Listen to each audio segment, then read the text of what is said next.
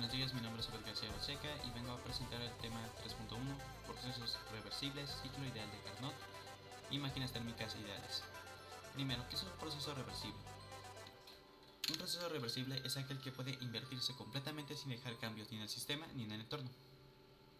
Sus características principales es que ocurre de forma infinitamente lenta, de manera cuasi estática. Eso nos da a entender que el cambio entre sus estados de la materia es tan lento que dentro de cada uno de ellos va experimentando un equilibrio térmico. El segundo punto, no hay pérdidas de energía por fricción, turbulencia o disipación del calor. El tercero sería que el sistema está siempre en equilibrio termodinámico. Un ejemplo de ello sería la compresión o expansión muy lenta de un gas en un pistón sin fricción. Su importancia: representa un modelo ideal, no existe perfectamente en la realidad y se usa como referencia para comparar procesos reales. El segundo tema, ciclo ideal de Carnot. El ciclo ideal de Carnot es un ciclo termodinámico ideal que representa el máximo rendimiento posible de una máquina térmica. Este consta de 4 etapas. La primera sería la expansión isotérmica, es cuando la temperatura ya está elevada y el sistema absorbe calor. La segunda sería la expansión adiabática, no hay intercambio de calor y la temperatura disminuye. La tercera sería la compresión isotérmica, cuando la temperatura se mantiene baja y el sistema libera el calor de esa temperatura. Y la compresión adiabática, cuando no se intercambia el calor y la temperatura vuelve a subir. Es un ciclo repetitivo para mantener el rendimiento en las máquinas. La eficiencia del ciclo de Carnot. La fórmula dicta que la siguiente: n es igual a 1 menos lo que sería la temperatura baja sobre la temperatura alta, o en este caso la temperatura caliente, ambas expresadas en Kelvin. Su interpretación: ninguna máquina puede ser más eficiente que una de Carnot. La eficiencia solo depende de las temperaturas, no del material o del diseño. El tercer tema sería las máquinas térmicas ideales. Una máquina térmica es un dispositivo que convierte calor en trabajo mecánico. Su funcionamiento es básico. Primero tenemos lo que sería la fuente caliente. Esa tiene una temperatura elevada, por consecuencia dará un calor absorbido elevado, siendo este transmitido a la máquina térmica, y la máquina térmica tenderá a hacer dos cosas. Primero sería el trabajo útil, y en el caso de lo que sobraría, o en este caso, siguiendo la segunda ley de la termodinámica, no todo el calor puede ser aprovechado para el trabajo. Entonces sería liberado como una fuente fría, y en este caso la temperatura del calor absorbido también sería de la misma manera. Los tipos de máquinas térmicas ideales. Primero tenemos la máquina de Carnot, de la cual ya habíamos hablado, que esa es más eficiente. Luego tenemos otros dos ciclos, que sería el ciclo de Otto, en el caso de los motores de gasolina, y el ciclo de diésel, que en este caso serían los motores de diésel. La eficiencia general. La fórmula nos dicta lo siguiente: la eficiencia general es igual al trabajo útil sobre el calor absorbido, siendo que sus características ideales son que no hay pérdida de energía, todos los procesos son reversibles y se consta en una máxima eficiencia teórica.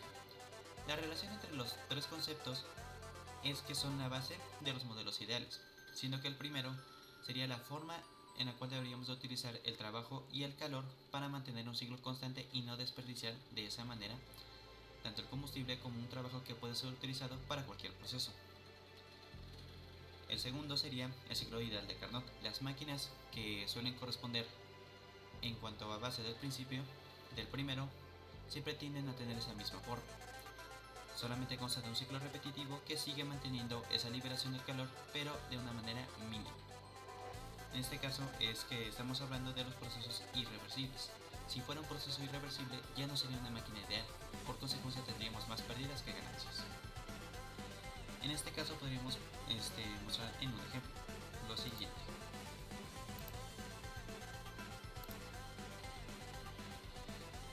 Digamos que tenemos un problema. Una máquina de Carnot trabaja entre la temperatura alta de 500 Kelvin y la temperatura baja de 300 Kelvin. Se absorbe el calor de 1000 joules. Tenemos que calcular la eficiencia, el trabajo realizado y el calor rechazado, que sería n es igual a 1 menos la temperatura fría sobre la temperatura caliente. Tomando en cuenta esa fórmula, podríamos hacer lo siguiente. Solamente tenemos que reemplazar los valores, ya que primero hay que hacer el orden de la sucesión. Eficiencia es igual a 1 menos lo que sería la temperatura fría, que tenemos que son 300 Kelvin, sobre lo que sería la temperatura caliente, que son 500 Kelvin.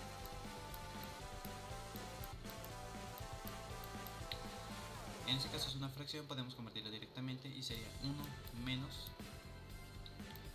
0.6. Y haciendo la resta sabemos que directamente la eficiencia sería 0.4. Y al multiplicarlo por 100 obtendríamos el porcentaje que queremos obtener, que sería de 40%.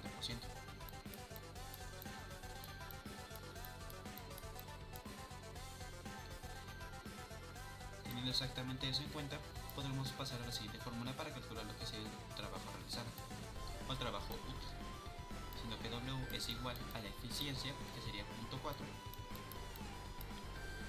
por el calor absorbido, que sería de 1000 joules.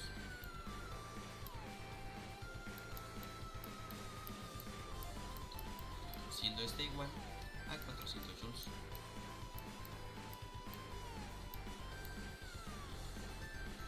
Ahora pasemos al calor rechazado.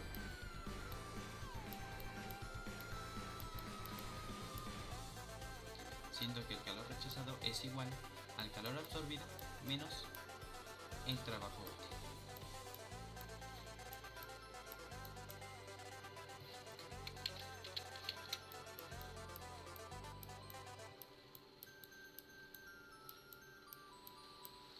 Siendo que directamente los valores obtenidos sería la eficiencia de 40%, el trabajo útil de 400 joules y el calor rechazado de 600 joules. Con eso ya podríamos dar a entender el tema de cómo es que funcionan los problemas en las máquinas de Carnot, siendo que estos sistemas se podría determinar como si estuvieran cerrados.